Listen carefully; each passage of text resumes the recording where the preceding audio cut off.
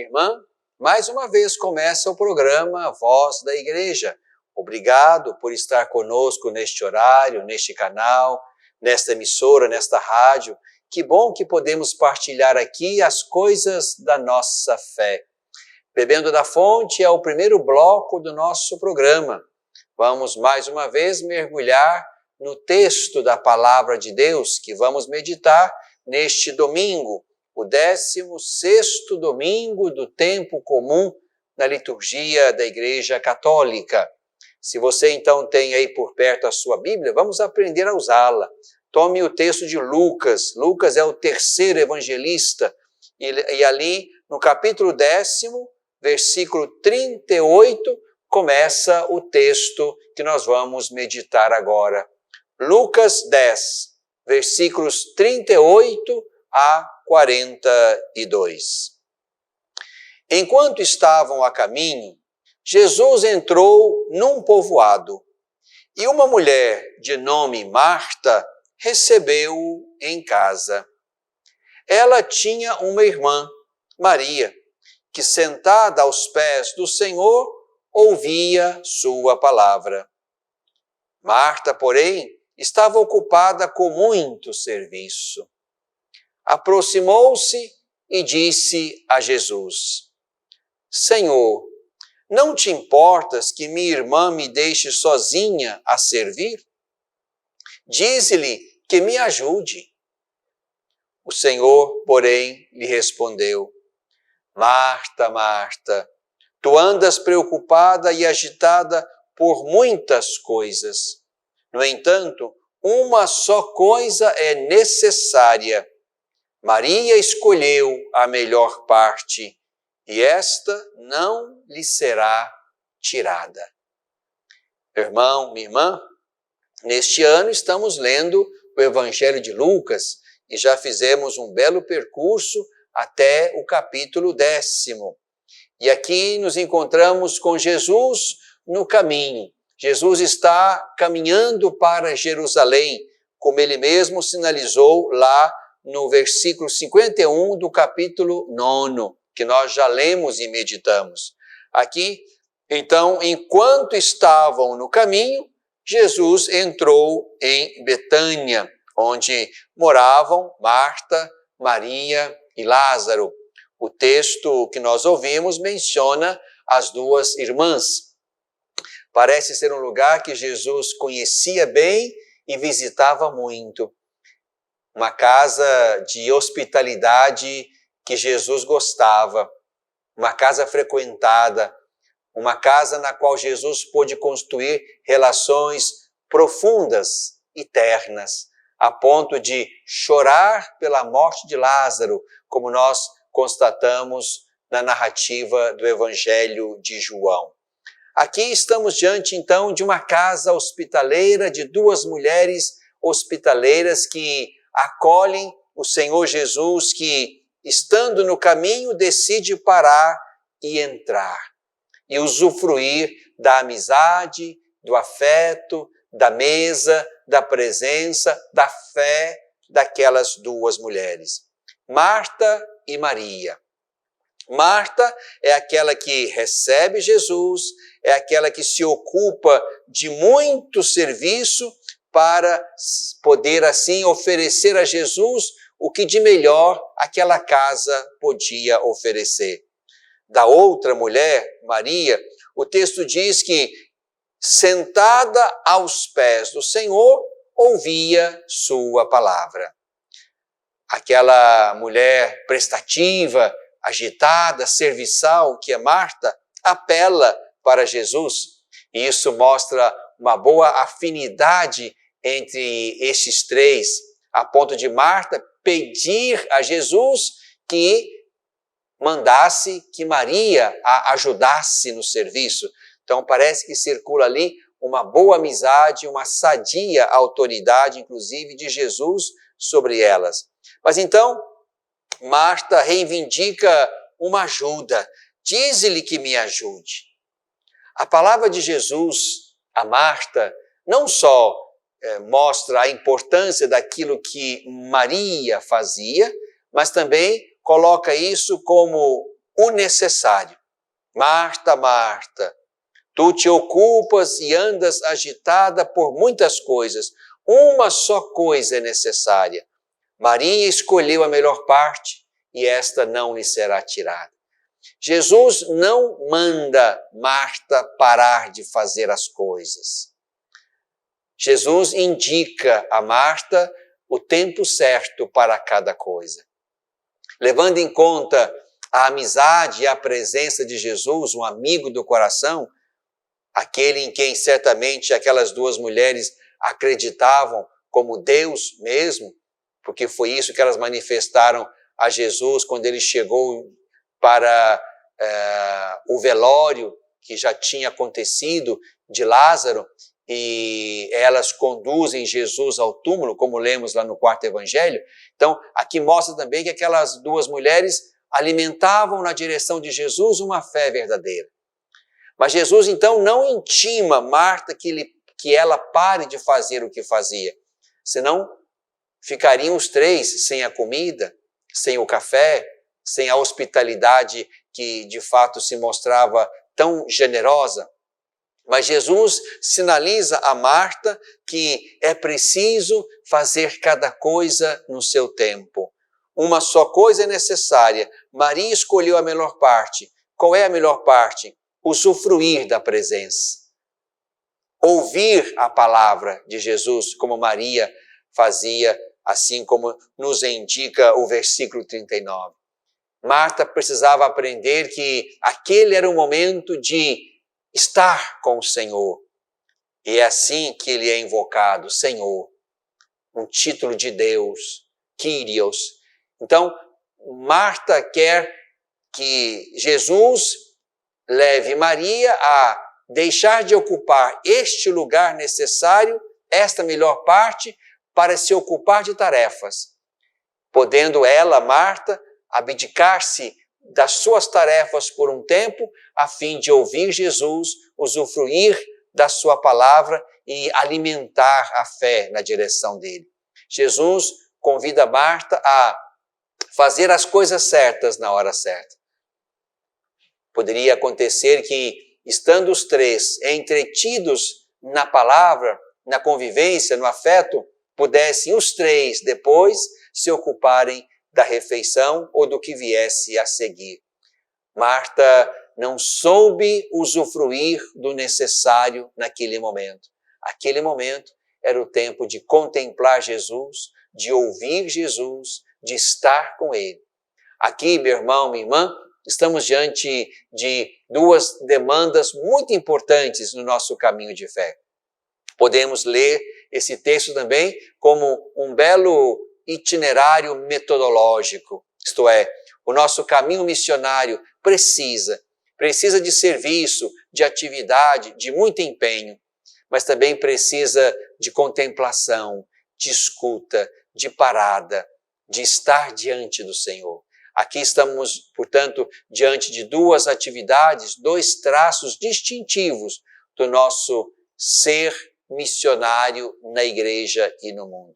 É importante, então, que a gente aprenda isto. Jesus não intima Marta a deixar de fazer as coisas, mas Jesus a convida para usufruir, para saborear daquilo que era importante e necessário e oportuno naquele momento.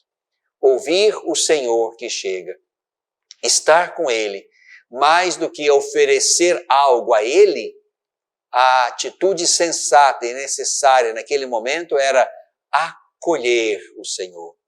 Por isso, meu irmão, minha irmã, esta é uma tarefa que cabe a mim e cabe a você. No caminho da missão, da minha missão e da sua missão, certamente haverá e precisa haver, sim, como Marta nos desenha, muito trabalho, muita tarefa, muita coisa a ser feita por causa de Jesus. Isto é bom. Não podemos cruzar os braços, não podemos nos dispensar da missão.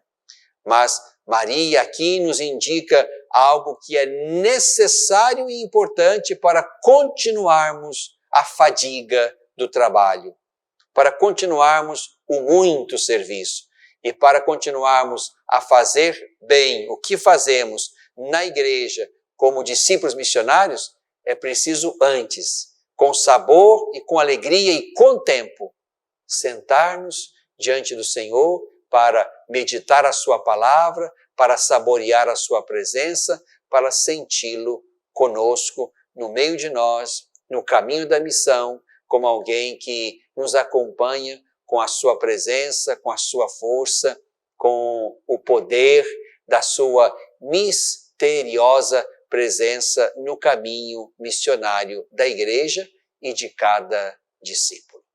Bebemos da fonte.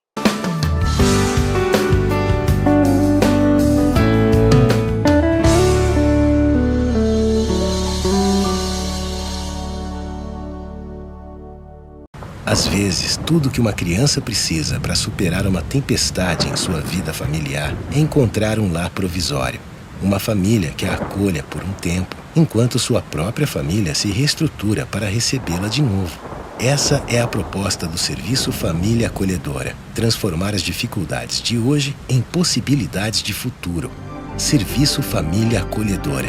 A tempestade passa, a vida continua. Participe e faça a diferença.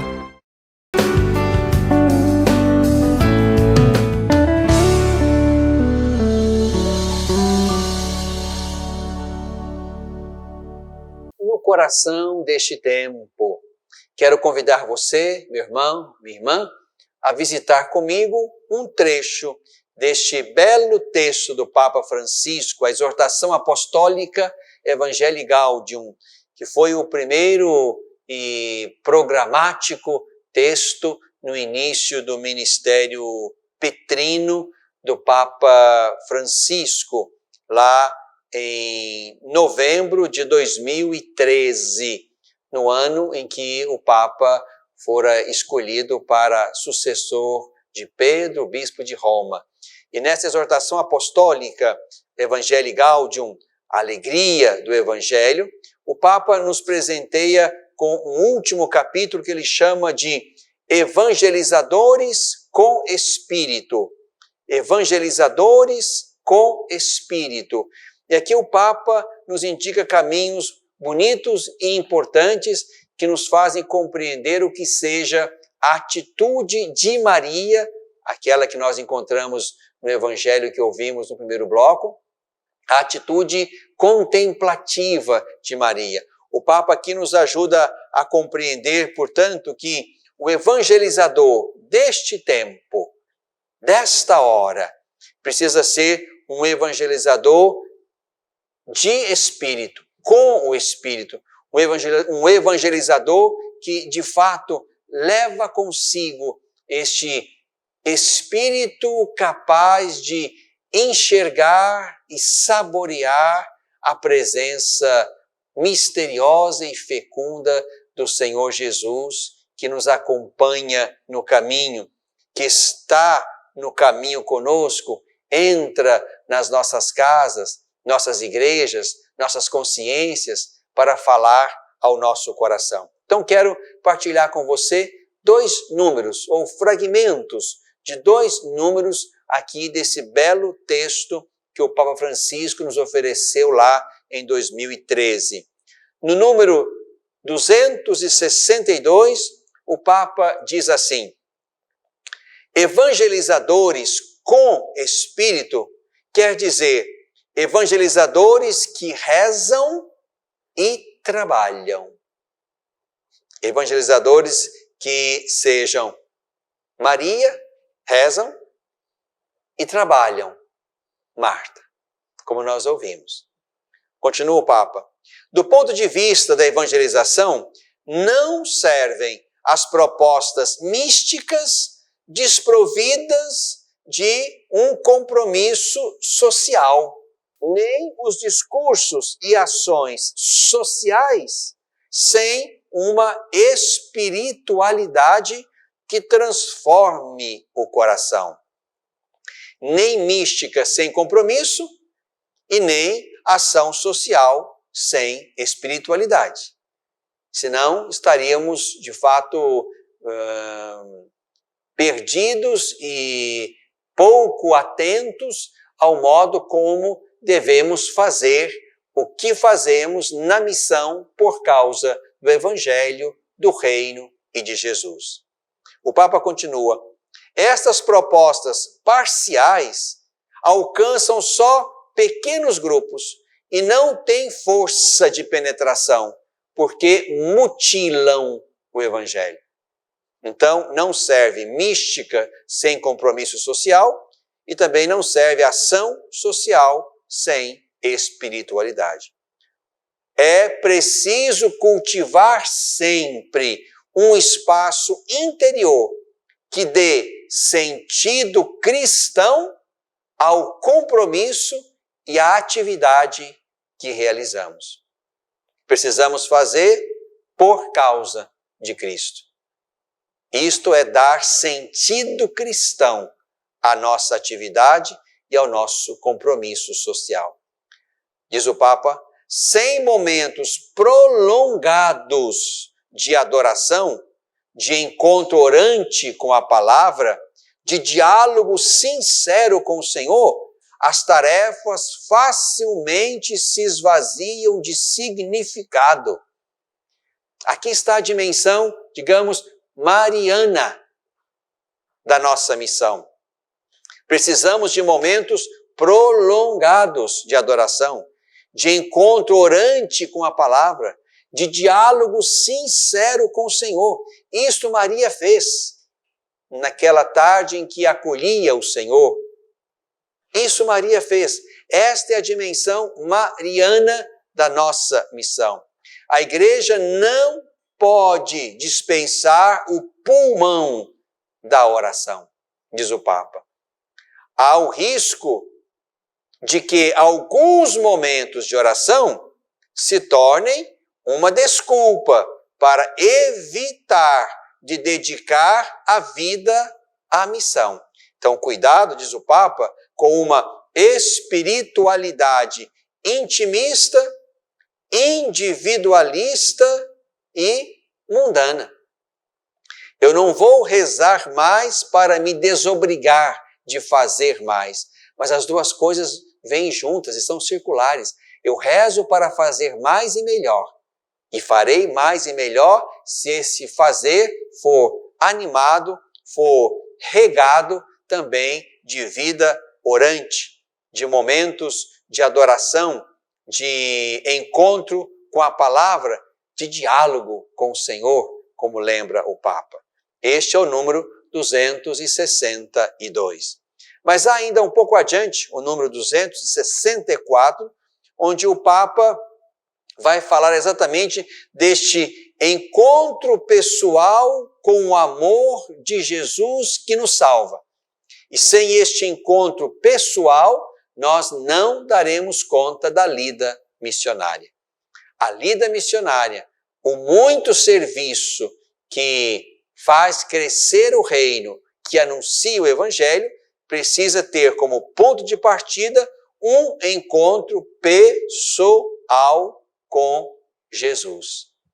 O Papa vai dizer em certa altura deste número 264, colocados diante dele, com o coração aberto, deixando que ele nos olhe, reconhecemos aquele olhar de amor que descobriu Natanael no dia em que Jesus se fez presente a ele e lhe disse: eu te vi quando estavas debaixo da figueira.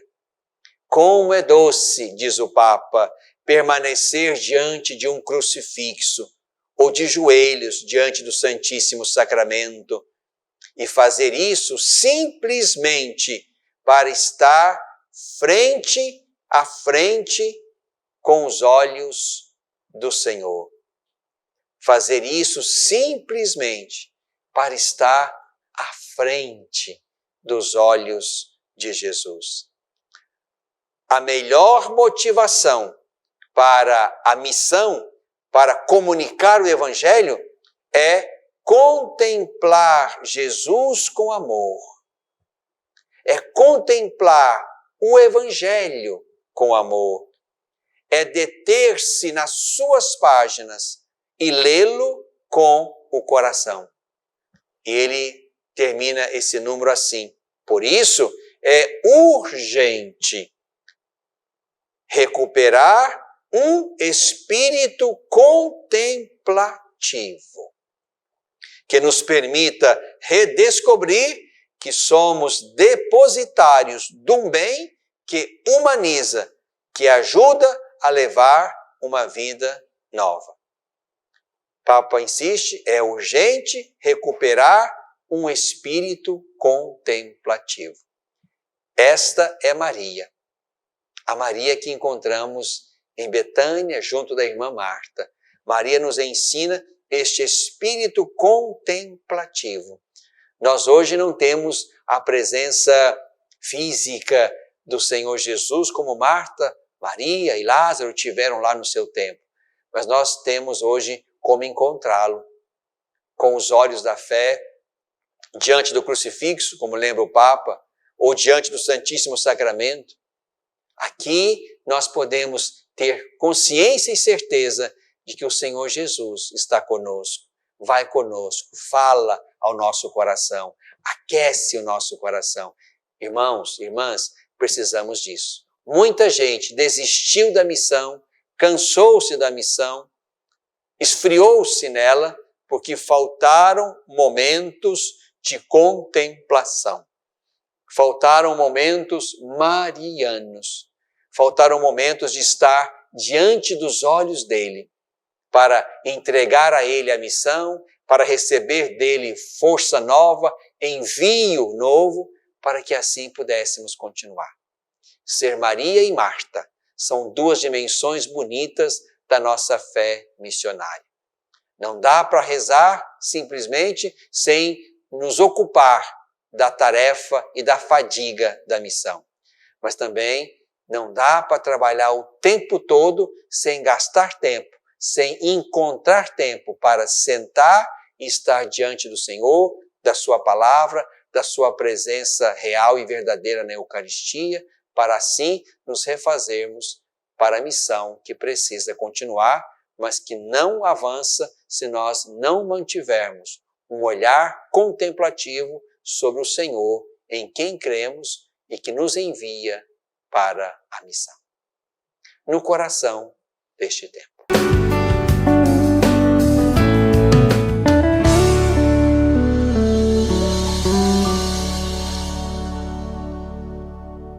Olá, meu irmão, minha irmã, estou precisando da sua ajuda para que juntos possamos zelar pelas vidas dos idosos que estão lá no nosso lar dos idosos.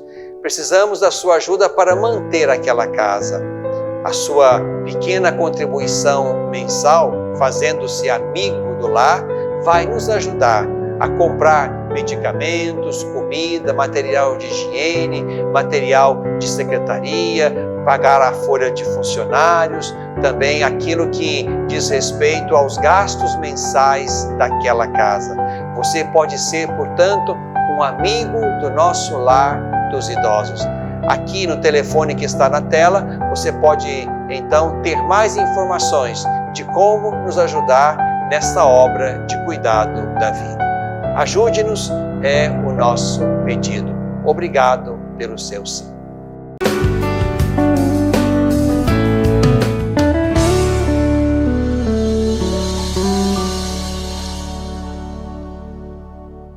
Na tradição da Igreja. Meu irmão, minha irmã, este é o nosso último bloco. No caminho da Igreja há tantas coisas boas e belas. Palavras, ritos, textos, orações, piedades, devoções. Há muita coisa bela e boa. O nosso caminho de fé é rico, é um imenso patrimônio e precisamos manter-nos fiéis aí, a essa bela tradição que nos trouxe até este tempo. Não se trata jamais de desconsiderar um pedaço dessa tradição. É essa tradição continuada que nos leva a Jesus. Não podemos perder nenhum pedaço, nenhum fragmento. Não pode haver vazio entre este momento e algum momento do passado até que possamos contemplar Jesus na história e no tempo. Portanto, a tradição cristã católica precisa ser mantida até os nossos tempos, com tudo que ela tem de diversidade, de beleza, de multiplicidade, de expressões. E uma dessas coisas boas e belas que nós precisamos alimentar sempre é a hospitalidade. A carta aos Hebreus diz que por causa da hospitalidade alguns hospedaram anjos, referindo-se a Abraão e a outros personagens do Antigo Testamento que abriram as portas e ali, de fato, puderam perceber que Deus nos visitou de alguma forma. Então, a hospitalidade, esse é um traço bonito da nossa fé. Aqui no Centro-Oeste mineiro, no nosso estado todo, e o nosso povo brasileiro é de fato um povo, um lugar onde a hospitalidade se faz presente de modo marcante. E cada um pode falar bem disso a partir da sua realidade. Isso é muito marcante aqui nas nossas Minas Gerais, no nosso Centro-Oeste mineiro. Como é bom e como é fácil a gente encontrar alguém que abre as portas, convida para entrar, oferece um café, uma boa conversa, pede para voltar depois, faz uma trouxinha para a gente levar para casa. Isto é uma hospitalidade verdadeiramente cristã e evangélica. É aí, ao redor da mesa, na conversa fraterna, que nós vamos partilhando a vida, partilhando a fé, conhecendo Jesus, crescendo na fraternidade e, sobretudo, alimentando esta virtude bendita e preciosa de nos acolher reciprocamente com amor. No Evangelho de hoje, nos encontramos com duas mulheres hospitaleiras. Cada uma delas oferece o que tem e o que sabe, e aprendendo uma com a outra. O mais importante é que isso seja um traço bonito da nossa tradição cristã. A Igreja nos ensina a ser acolhedores, hospitaleiros. A própria Igreja precisa ser assim. Vamos avançando, sem deixar de abrir as portas e os corações aos irmãos que vão conosco no caminho, na tradição da Igreja.